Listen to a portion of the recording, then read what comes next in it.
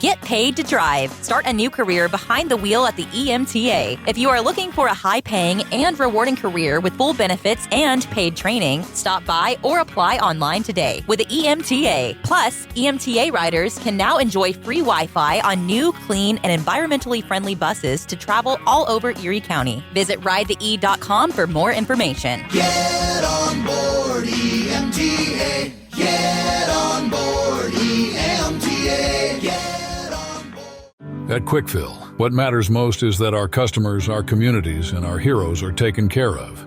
We start by providing American-made gasoline, which means you can buy local, keeping America and your communities strong. We also support vital charities every year and hold Operation Give Thanks each November to help provide a better future for our veterans and their families.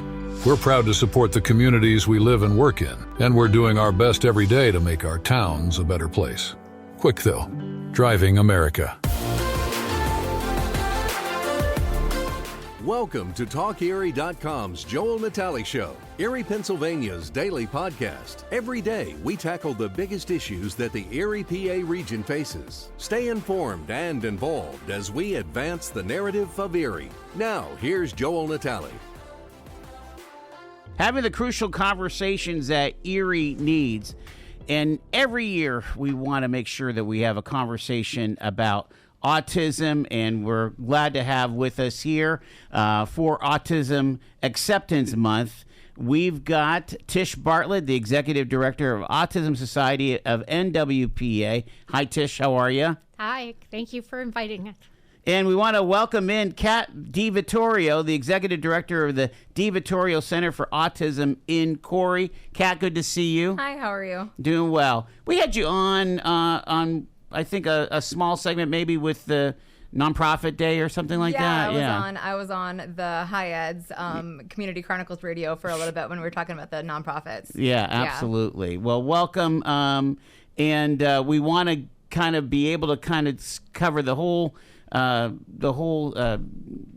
areas of autism, where we're at in 2026. And we'll start with you, Tish. We've been tracking diagnoses of people that are on the autism spectrum. Mm-hmm. Have we seen any movement either for more diagnoses or less? What are you seeing on the data side? I would say more. Now, the CDC's most recent numbers is 1 in 34 are identified on the spectrum. That's the childhood numbers. And then it's 1 in 45 for adults in the U.S. living with autism.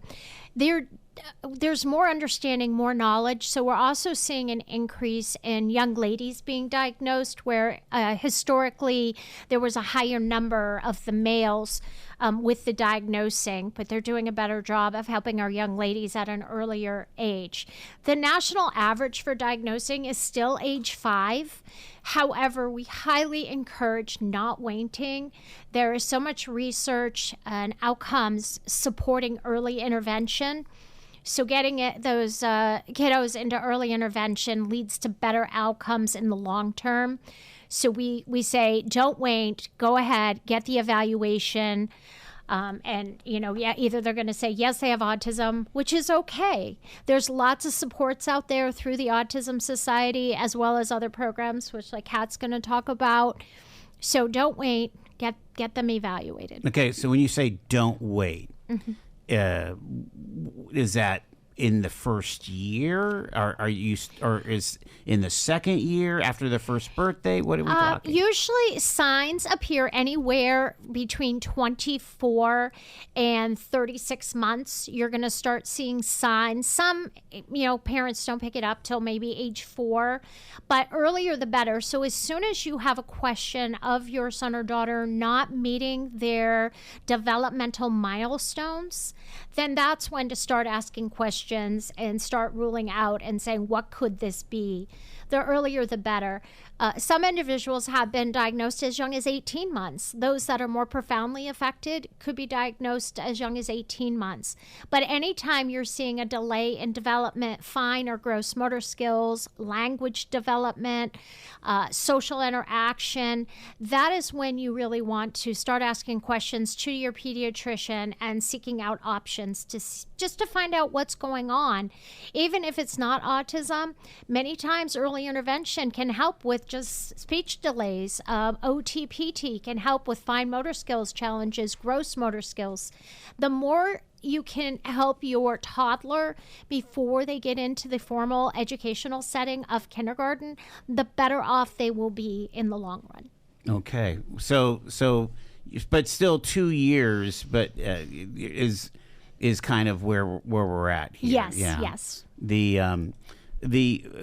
We changed the name to Autism Acceptance Month a few years ago, and talk about the thinking behind that. So actually Autism Society of America was really the driver in that, which is the national organization of all the Autism Society affiliates. Mm-hmm. We're all independent, but we share the same brand and, of course, the same mission.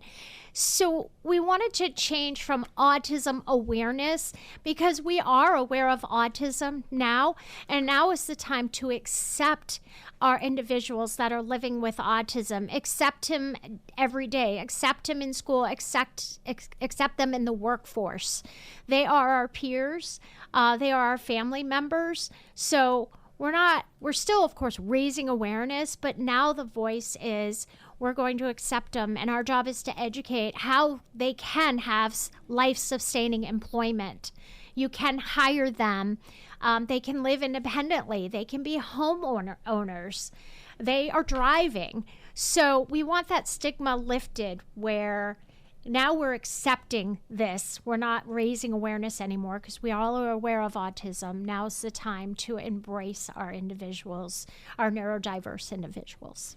Yeah, Kat, weigh in on that. I think it's appropriate what Tish was saying, is that even the conversation is turned to neurodiversity, right? Absolutely. So I like to think a lot about the fact that we talk about acceptance, and everybody says, oh, well, I accept autism, because when you see like the autistic kid in school and the autistic support classroom, you're like, oh, I already understand that.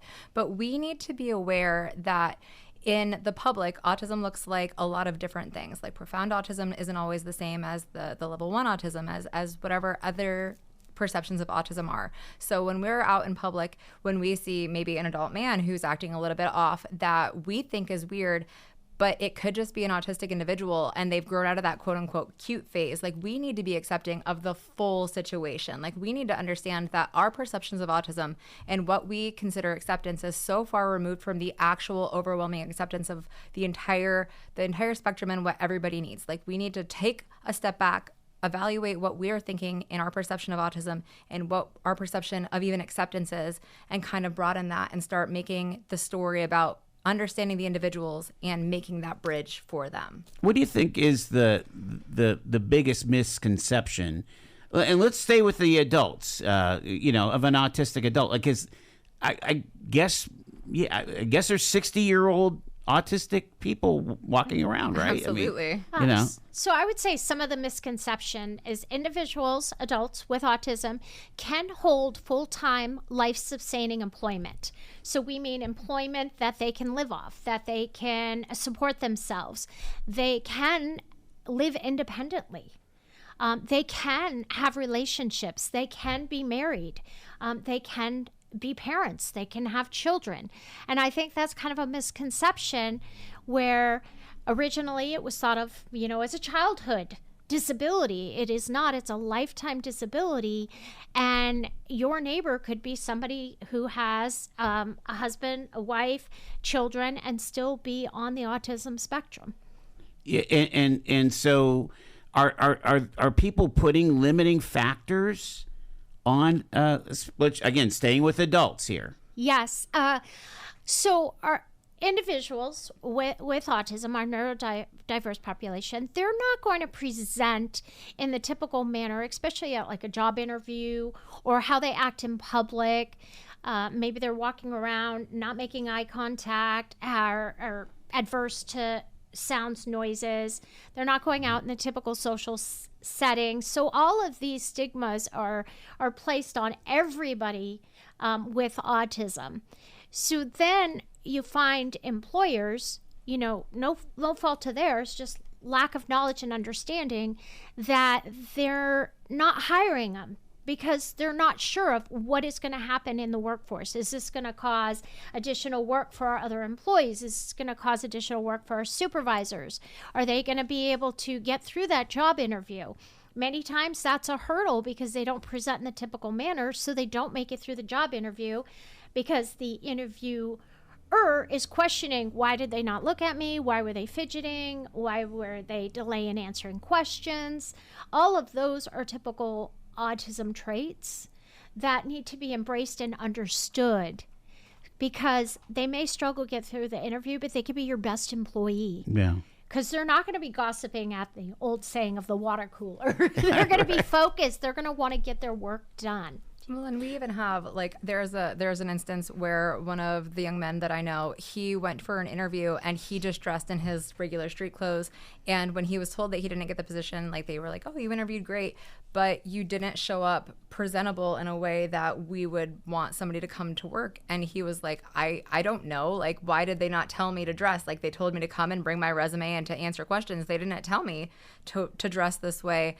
And it's a very large spectrum, and some people really need all of those details. And if you're not preparing everybody for every situation, there's always those barriers. It's one of those situations, but if you know one person with autism, you know one person with autism, right? So we don't really have a direct approach for everybody, but there are barriers that employers are putting out there that they don't even know that they're putting out there, because how would you think that something that you could consider like maybe common sense that isn't a direct thing for somebody else? Yeah. So I'm wondering where the place of an advocate, or of a sidekick or something like that, comes into play in these kinds of interactions. So not everyone on autism spectrum will qualify for that sidekick, the waiver staff. Our level 1 individuals usually do not qualify. So the what does that mean? I'm sorry. What's qualify for waiver staff? The sidekick, an individual that can go with them out into the community and help them, maybe go with them to a part-time job, items like that. There's currently 3 levels of autism. They're looking at adding a 4th, but it's level 1, level 2, and profound autism is level 3. Yeah. Okay, profound autism. So yeah. So the level 1 would be the most. Yeah, they're the ones. They're our individuals that are going to need life-sustaining employment. They're going to have to live independently. There is not enough resources and services, and they're individuals that are going to have still supports, maybe with their doing their financials or helping to make sure that they're organized and getting their bills paid, depending on what their needs are, where their differences are. They're still going to need some support. The details of how to get through a job interview.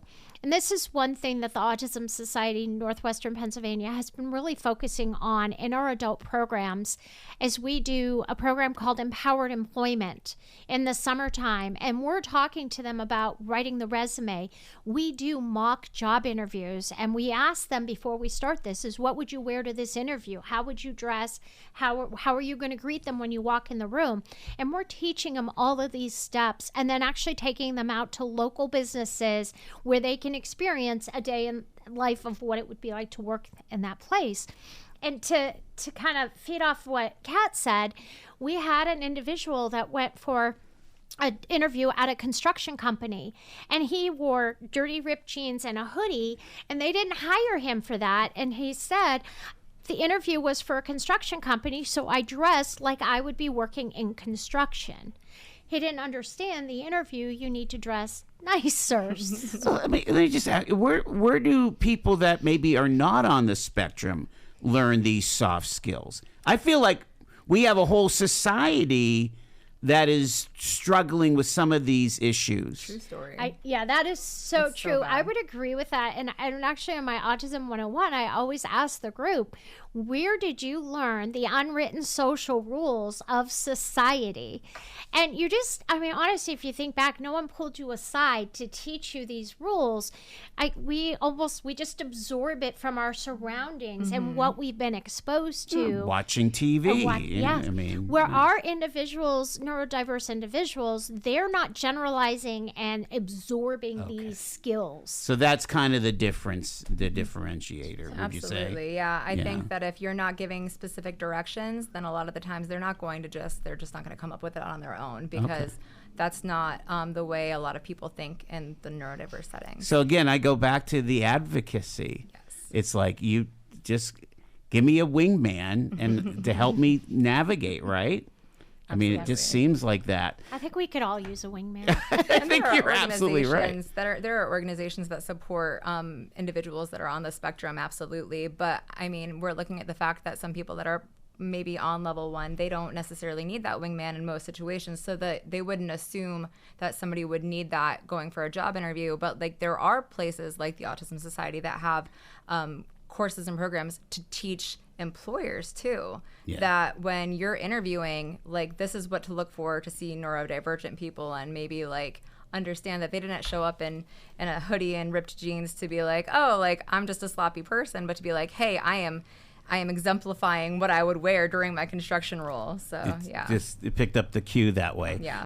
Autism Acceptance Month. We've got Tish, we've got Kat here. Let's go over to your new center here, Kat, and talk about kind of the just remind folks of the startup that you're doing there to support rural folks on the spectrum, you know. Absolutely. So the DiVittorio Center for Autism is a rural autism support hub and educational facility. It's located in Corry, Pennsylvania.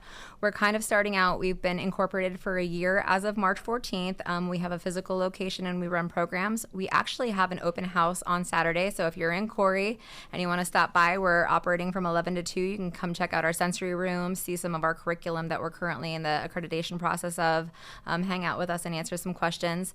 But we're really creating a duplicatable rural model that would allow barrier-free entry for privatized education, regardless of financial or transportation barriers, for children on the autism spectrum. And that would include resources, programs, education. We work in partnership with therapeutic support services and diagnosis. And then we work in conjunction with organizations like the Autism Society of Northwestern Pennsylvania to bring other programs down and such too.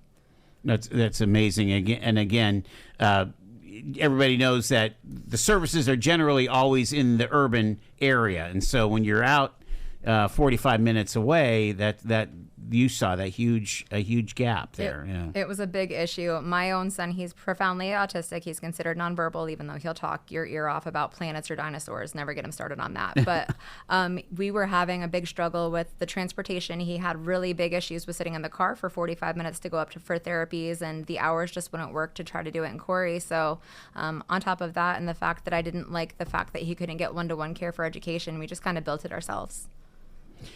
Before I go to the bottom of the hour here, can I ask you where Pennsylvania is on public policy in this space? Do you feel like we are a good state for autism support, and what department is in charge of all that?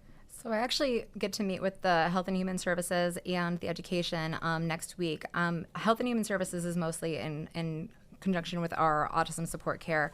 I think that we're trying to be more dynamic than we are. I think that that's really important. I'm very fortunate that I get to meet with them, and hopefully we'll be able to come up with some kind of plan to duplicate these rural autism support hubs, because they are very barrier free, and I do think that we're in a good shape where a lot of people are very supportive of seeing our children thrive. So that makes it really, really great too.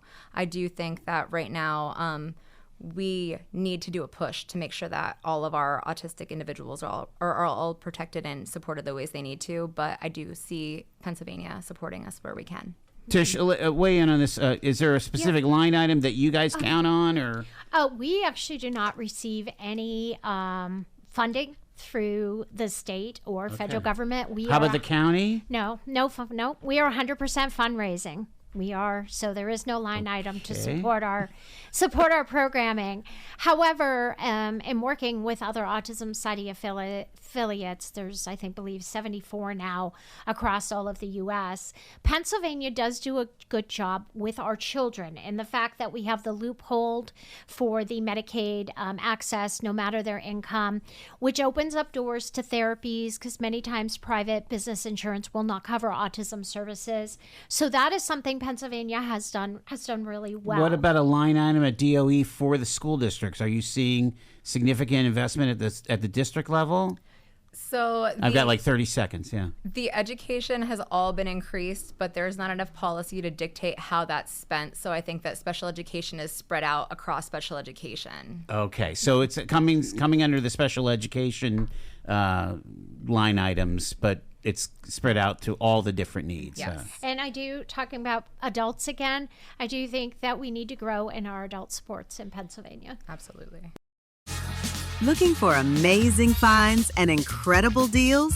Visit Erie City Mission Thrift today. From stylish clothes and shoes to quality furniture and home goods, you'll discover something new each time while changing lives right here in Erie. It's shopping that feels good and does good. Come see us in Erie and Girard. Erie City Mission Thrift. Thrift with a purpose. All year round, Frontier Home Products and Design has what you need to make your home comfortable and beautiful. Relax on a new timber tech deck designed by Frontier's experts. A new fireplace from Frontier Home Products Fireplace Gallery adds warmth and serenity to any home. Beauty and versatility at Frontier Home Products and Design Center, 4213 Peachtree, 5th next to the Bayfront Highway. Frontier Home Products and Design Center. Discover a new frontier. PA contractor number PA 039007. From baggage claim to pajamas in 10 minutes. Erie International Airport. Fly with ERI.com. Fly Erie International Airport to Charlotte on American Airlines, your nonstop gateway to the world. Also, we have Breeze Airways flying nonstop to Orlando and Tampa, Florida. A great low-cost carrier providing excellent service to the regional community. Fly Erie International for your travel needs. Fly with ERI.com. We're talking about resources. We're talking about the state of folks that have autism spectrum disorder here in our region. And, with the addition of your center here and just the growth, I mean, honestly, talk about the growth at your facility up there in state, right? I mean, yes. So the Autism Society, we are actually celebrating our 25th annual Walk for Autism on April 25th. So we're very excited about that. But the actual Autism Society affiliate here has been around since the 90s, started by 8 parents that really wanted to support one another and wanted to grow resources. I've had the honor of being the executive director for the past 16 years, and in that time we have able to develop therapeutic programs that cover the lifespan from age 3 all the way up through adulthood. And we're doing things like social interaction, job prep, cooking skills, household responsibilities. We're giving them a place, a home away from home, where they know where they are welcome and belong. We also provide family support, education. We do Autism 101 trainings for our families as well as out in the community. Kat mentioned earlier, we educate employees. We have neurodiversity in the workplace, where I go in and I teach employers and their staff of what it would be like to hire an individual with autism and how that can look and be successful. We are now collaborating with the Erie Family Center here in Erie, and we're offering the Incredible Years program, which works with parents. It's a 14-week program at no cost, and it works with parents to teach them about de-escalation and limit setting, play therapy, how to work on communication with your young son or daughter. Autism diagnosis is not required. It's autism or a language delay or developmental delay. So we also we're starting a mom's Mugs and Moments. It's going to be a Wednesday morning support group for moms or dads. Moms or dads could come, and just to support one another. Yeah. And help and get questions. We give resources. We talk about IEPs. We talk about therapies. We talk about where you can do your estate planning, your guardianship, all those nuts and bolts that parents need, because it can be so overwhelming and not knowing where to turn to get the help. Yeah, well, talk about the idea of navigating life with a child on the spectrum. And again, you said, once you've met one person with autism, you've met one person with autism. Is it the same for families? Is every family dynamic slightly different? So everything is slightly different, but I feel like every single person I've talked to, especially in the rural region, they kind of go through the same process of you get this diagnosis. I know that for ours, it was over a 2-day process with a doctor that my son had never met in a clinical situation. They go through this 2-day process. They hand you a stack of papers. They're like, hey, profoundly autistic, you have this many hours of therapy. Like, go into the world and figure it out yourself. So then you are literally like left with nothing, right? So I mean, it was a 2-hour drive home where I cried the entire way because I had no idea what any of this meant. And I knew autism. I have a sibling that's on the autism spectrum. Like, it was not new to me, but the whole concept of now you have to figure out all of these therapy hours, and now you have to figure out all of these new lifestyle changes and all of these things that are completely unknown, like figure it out on your own, was just overwhelming. So although obviously every child with autism, every adult with autism is different, that kind of like isolation on an island feeling, I think, is present in so many families.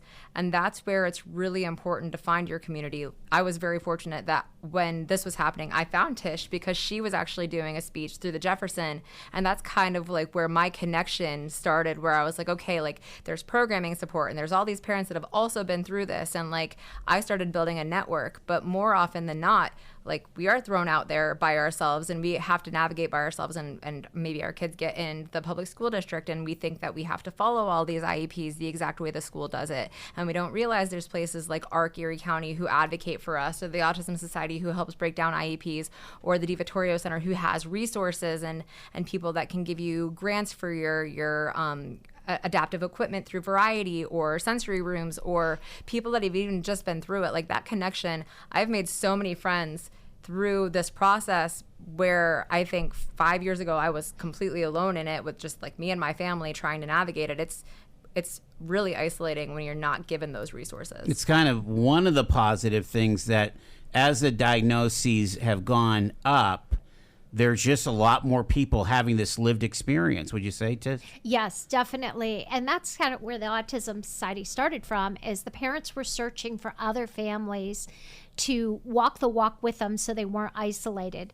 Many times you'll hear stories from parents that when they had their child and their child started showing signs of autism, they lost their family, they lost their friends. Well, at the Autism Society, everybody is welcome. Whether it is an official diagnosis or your child is young and developmentally delayed and you're not sure where to turn, our doors are open, because nobody should ever feel alone. And as a mom now of a 22-year-old on the spectrum, I wish that we had all the things back then. When my son was diagnosed at 3.5, I had a 2-hour drive home and I cried and I didn't know where to go or what to do. I didn't know how to get help. And we want that at everyone's fingertips. They already have enough to deal with the fact that they're dealing with probably behaviors or not development. They shouldn't have to also get on and do mounds of research of how to get help. We want to make that easy for them. Can we talk about the extended family, the friends? You know, I mean, you think about a parent group, and then you have a child, you know, that is, I don't know, just is there, you're dealing with a new difference, right? In that dynamic. What are some tips or some encouragements you can give people that are adjacent to and loved ones of families? Because again, people at church, you know, do they know how to deal with the kid in the Sunday school, or do they, you know? And of course, you know, you have the school environment. Yes. You have all these different social environments. The kid having a breakdown at the grocery store. How about showing some little kindness? Talk about some of that. Yeah. So this is one thing that I personally, through my job at the Autism Society, started focusing on probably 10 years ago, was educating the community about autism and what it looks like and how can you support your family members, your friends, your coworkers. And out of that, I developed the Autism 101 program, where we break down what are the signs of autism, what does it mean, how do they communicate, why is social interacting so challenging, and behaviors. And the biggest thing that I always say is behavior is communication. Our children, whether they're 15 or 3, do not get up in the morning and say, I am going to ruin your day. It's the cause of the day. Yeah. Maybe their shirt was scratchy. Maybe it's raining and they have an adversity to the rain. My son thinks rain is acid on his skin. All of these triggers, riding a school bus, can be so overwhelming. The loud noises in the grocery store, at the mall, all of these items can build up and it comes out in a behavior because the individual can't communicate. The bus was too loud. Someone pushed me. Someone touched me and I don't like to be touched. The weather's bad. They're not going to be able to break that down and tell you. And it comes out in a behavior. So the best thing is to understand behavior is communication. They're not trying to come and ruin your Thanksgiving. They're not trying to destroy a display at Walmart. They are acting out because they can't tell you what is upsetting them. And the best thing that I say, especially for extended family members, is to understand that and welcome them. And we've had grandparents call us and say, we don't know how to do this. They're coming for Christmas from out of town. They completely destroy our room. And I say, set up a safe place. Set up a place where your grandson or granddaughter doesn't have to be at the busy, loud, yelling Christmas Eve dinner, because we know families get together and everyone gets loud. Have a safe place where they can go, where they're still a part of it and enjoying the holiday, but they have quiet time. They have a break. So be proactive instead of reacting and saying, this doesn't work, they can't be here. Because the parents need that. They need to know that they're still welcome. They're still welcome to go to the grocery store. They're still welcome to enjoy family holidays.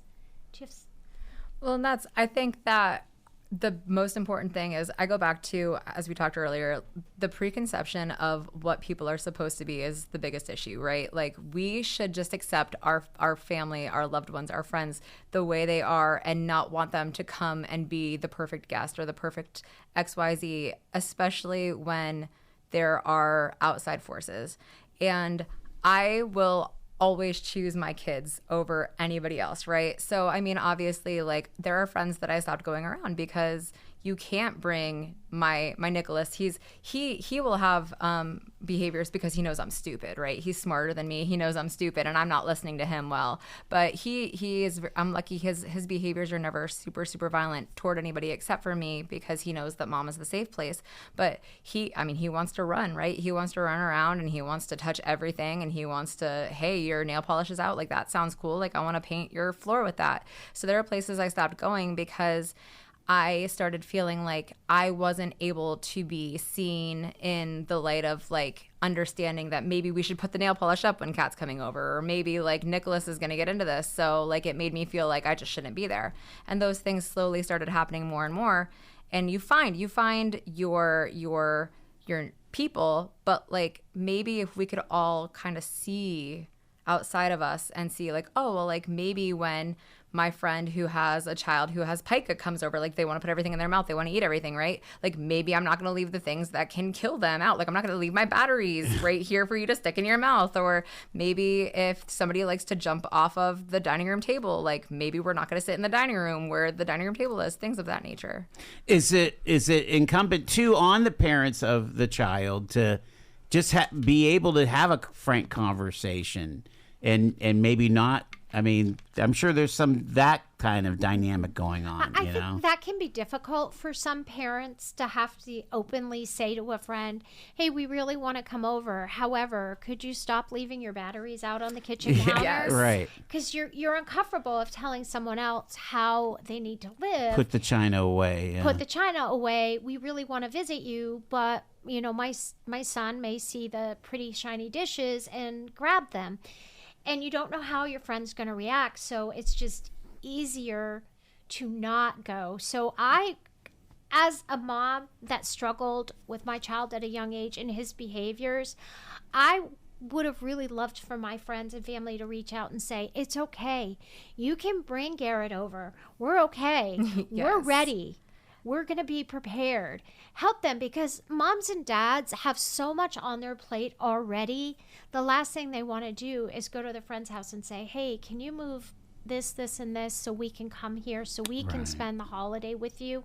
Well, and it's especially hard, I think, so I'm very fortunate. My family, my parents, my sibling, they all live with me. We have like a little tribe all together in our house, and they're so supportive. Like when I tell you that most of the bad behaviors for my kids come from the fact that they're spoiled, it's because of my parents. But like my father-in-law, he's older and he's a lovely man, but he doesn't always understand Nicholas's behaviors the same way. And I could have a conversation with him sometimes, but like he gets that mindset of, well, this is the way I know it, this is the way it is, and it definitely can project like a disapproval on me as a parent. So like when we're having those conversations of like, hey, I'd love to come over, but like my son's gonna break your dishes, then sometimes people are like, well, maybe if you just told him he can't do that, because we get that a lot. Well, just tell them not to do that or punish them. And you're like, well, that doesn't work for, just take the tablet away. Well, my son communicates with his tablet, and like he's not using it to watch SpongeBob for 23 hours. He's learning from it, but he doesn't put together the fact that he smacked me when he was upset and he can't have his tablet together. So it's like that hard conversation of, is the person that you're talking to receptive to being like, hey, can you put the dishes up? Or are they going to be like, well, you need to parent better? So... Yeah. Wow. Yeah. And that happens. Yeah. That's a lot of times why 13 years ago I started the monthly family sensory and social outings, because we didn't go anywhere. We did not leave our house because of the judgment we felt when we were out, and my son would have a meltdown and he would be laying on the floor at the bowling alley kicking tables, and everyone's like, oh, well, you don't know how to parent, your child's a spoiled brat. My child wasn't a spoiled brat. My child has autism and he was overstimulated, and he deserved to be there. He deserved to be there too. Yeah. And we were trying to expose him to different environments in order to work through it. So was it therapeutic? I mean, is there a change? For me, it was not. For my son, yes. The next time that you went to the bowling alley, did he exemplify the same thing? It took 7 years, but okay. yes. Eventually. It took 7 years, but we also did that for the beach. We would go down to Presque Isle and he would scream, you're killing me, you're killing me. And we would get these horrible looks and stares, but now my son is fine with the beach. He'll go in the water, he'll swim, he's enjoying. So that sensory, we call it desensitizing. So little at a time. Yeah. We'd probably be there, 5 minutes and then 10 minutes and then half hour. And so now at 22, he can do these things. And parents, though, that's what I always heard is we can't go because people stare. We don't know how our son or daughter is going to react. We do sensory-friendly outings in a safe environment. And if your child has a meltdown, it's okay. We've all been there. They're going to say, what can I do to help you? Can I help you? Let me take your other child over with us. I think even the Seawolves is having a game this year. We do, May 31st. We've been doing that for 10 years. We have an autism sensory-friendly day at the Seawolves. They turn the volume down a bit and maybe even the lights. All right. We're wrapping things up here. Got a couple minutes. Talking about Autism Acceptance Month. As you look at 2026, what are the things that you're looking forward to, maybe on a global level with where autism is at, and maybe with your organizations? What does this next year look like for you guys? You want to go first? Go ahead. Okay, so obviously we're in the process of trying to become accredited. We need a building for our state accreditation to go through, but everything else is kind of accredited. So we're looking forward to hopefully being able to do that education aspect broadly across the state of Pennsylvania, as well as in Corry. We're actually trying to duplicate the model so that we can make it a rural autism support model that we can put as a state budget line item. That's a conversation that we're having right now. I think that globally, obviously, the more advocacy, the more that we have these conversations, the more that people are listening and seeing, the better it is for all of us. But we also need to draw awareness to the fact that there is such a delay on diagnosis. There is such a delay on getting services across the board for people, for children, for adults. There's a lot of misdiagnosis that goes through because girls exhibit traits different than boys do. They're getting diagnosed later because they're masking at earlier ages. We really need to deep dive as a whole civilization into understanding autism is a difference, and we need to support these people, not isolate them. And we need to be more aware and start just even diagnosing earlier and making ourselves more aware of that. Tish? So I have a few things. Well, right now, Autism Society as a collective, we're all using our voices to speak out about the cuts for Medicaid. Individuals, especially adults with autism, are really supported by that. So we're trying to raise that awareness that it's important for the disability community. The other thing is we've been working on getting identification on car registrations and driver's license of a communication disability that includes autism as well as speech disabilities. Absolutely. So, because we do have individuals with autism that are driving, and they need to know that, because the interaction with our local first responders can be very different if they don't know the individual has autism. Do some states already have that? Yes, Connecticut has what they call the blue envelope program, where you hand them the blue envelope and they know the individual has autism.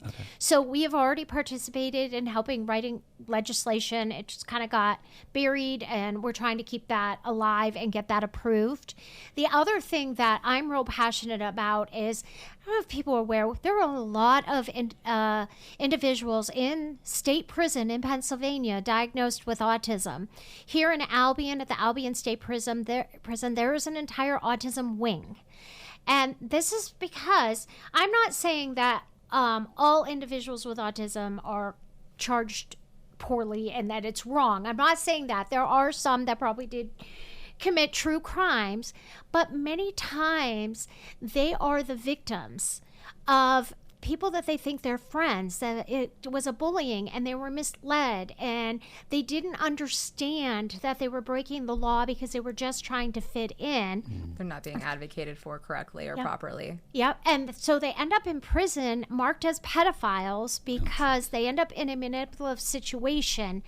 And there are many states that have what they call diversion programs. So instead of sending them away to prison, they send them to a diversion program, which teaches them what was the right thing and what was wrong and why did they get in trouble and how they could have spoken up and been a voice of themselves and being able to say no. So that's one of my big passions now, because I can't imagine. I mean, I know stories of moms that are beside themselves. Their sons are in prison because they were misled by a school friend that they knew for 13 years. Jeez. That's horrific. Keep up the work. I mean, you're doing the Lord's work, aren't you? It really is amazing, and I appreciate your candor. I appreciate this it's such an important conversation. So thank you so much. Tish Bartlett, the Executive Director of the Autism Society Northwest Pennsylvania, and Kat DiVittorio, the Executive Director of the DiVittorio Center for Autism in Corry. Thank you, ladies. Thank you so much. Thank you. You've been listening to The Joel Natale Show, Erie, Pennsylvania's daily podcast from TalkErie.com. Subscribe to our show on your favorite podcatcher and get involved by emailing joel@TalkErie.com.